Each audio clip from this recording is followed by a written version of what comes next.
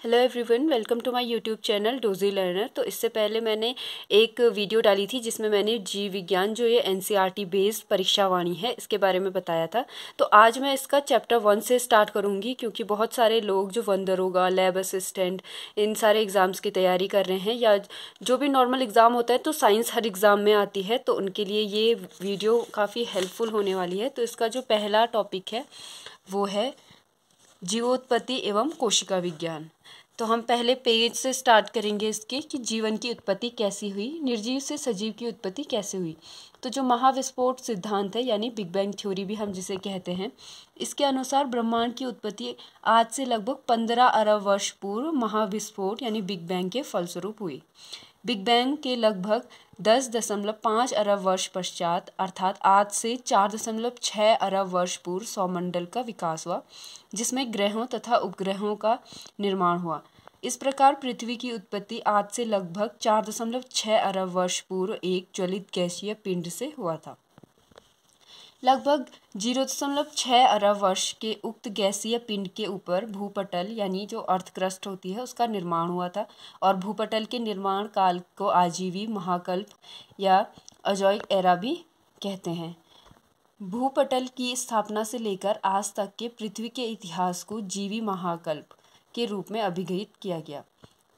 जीवी महाकल्प के आर्कियोजोइक महाकल्प में अर्थात आज से 3.8 अरब वर्ष पूर्व आदि सागर में जीवन की उत्पत्ति सबसे पहले हुई थी।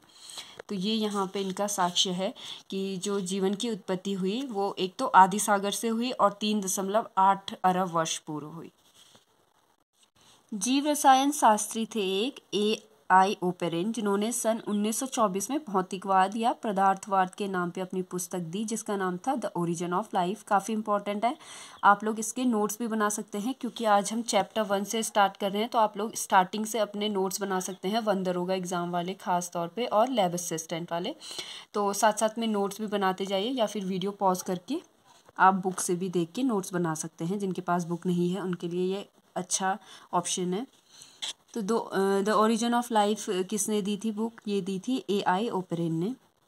इस परिकल्पना के अनुसार जीवन की उत्पत्ति कार्बनिक पदार्थों से रासायनिक उद्भव के फलस्वरूप हुई। सर्वप्रथम पृथ्वी का उद्भव अंतरिक्ष में के एक ज्वलनशील और घूर्णनशील गैसीय पिंड से हुआ। उन्होंने विश्वास व्यक्त किया कि पृथ्वी के प्रारंभिक वातावरण में गैसीय अवस्था में बहुत सारे तत्वों के अलावा उन सारे रासायनिक तत्वों जैसे हाइड्रोजन, कार्बन, नाइट्रोजन, गंधक, फास्फोरस आदि के स्वतंत्र परमाणु थे, जो जीव द्रव्य का प्रमुख संगठन होता है। क्रमशः पृथ्वी ठंडी होती गई और इसके स्वतंत्र परमाणुओं ने पारस्परिक क्रिया के फलस्वरूप तत्वों के साथ साथ सरल कार्बनिक, अकार्बनिक यौगिकों का निर्माण किया। तो यहाँ पे कुछ परीक्षा की दृष्टि से इम्पोर्टेंट क्वेश्चंस भी दिए गए हैं, तो इनका मैं एक अलग सा वीडियो डाल दूँगी क्योंकि जो चैप्टर 1 है इसमें बहुत सारे ऐसे छोटे छोटे इन्होंने यहाँ पे दिए हैं हेडिंग्स। तो मैं इनकी एक अलग सी वीडियो बना दूँगी चैप्टर 1 की परीक्षा की दृष्टि से इम्पोर्टेंट प्रश्न। ये काफ़ी इम्पोर्टेंट होगा, तो आप लोग ये वाली वीडियो ज़रूर देखिए, इसके बाद मैं ये वीडियो अपलोड करूँगी। तो अभी हम फिलहाल पढ़ते हैं। आदि वायुमंडल वर्तमान उपचायक या ऑक्सीकारक वायुमंडल के विपरीत अपचायक था, क्योंकि इसमें हाइड्रोजन के परमाणु संख्या में सबसे अधिक और सर्वाधिक क्रियाशील थी। हाइड्रोजन ने ऑक्सीजन के सारे परमाणुओं से मिलकर H2O बना लिया, अतः ऑक्सीजन के स्वतंत्र परमाणु आदि वायुमंडल में नहीं रहे। स्थलमंडल इस समय भी बहुत गर्म था, अतः सारा जलवाष्प के रूप में वायुमंडल में ही रहा और नाइट्रोजन के परमाणुओं ने अमोनिया भी बनाए। ताप के कम होने पर अणुओं के पारस्परिक आकर्षण एवं प्रतिक्रिया के फलस्वरूप कार्बनिक यौगिकों का निर्माण हुआ, जैसे अमीनो एसिड, वसीय अम्ल, प्यूरीन, मीथेन और शुगर। इन सभी रासायनिक प्रतिक्रियाओं के लिए ऊर्जा कॉस्मिक किरणों और अल्ट्रावायलेट किरणों से प्राप्त हुई। इन्हीं सब कार्बनिक यौगिकों के निर्माण के फलस्वरूप जीवन की उत्पत्ति संभव हुई। तो ये था जीवन की उत्पत्ति के बारे में कि कैसे हुआ। बिग बैंग थ्योरी दी, एक ओरिजिन ऑफ लाइफ इन्होंने यहाँ पे बुक दी थी, जिसके बाद जो वहाँ जो मौजूद तत्व थे वो थे हाइड्रोजन, कार्बन, नाइट्रोजन, गंधक, फास्फोरस। तो ये सब आप नोट कर सकते हैं अपनी बुक में, और ये वाला जो परीक्षा की दृष्टि से इम्पोर्टेंट है ये मैं नेक्स्ट वीडियो में अपलोड करूँगी। अभी इसमें बहुत सारी थ्योरी है, क्योंकि जो जीवन की उत्पत्ति है ये काफ़ी लंबा चैप्टर है, तो यहाँ बहुत सारी थ्योरियाँ दी हैं अलग अलग वैज्ञानिक ने, तो ये सारा हम इसमें कवर करेंगे।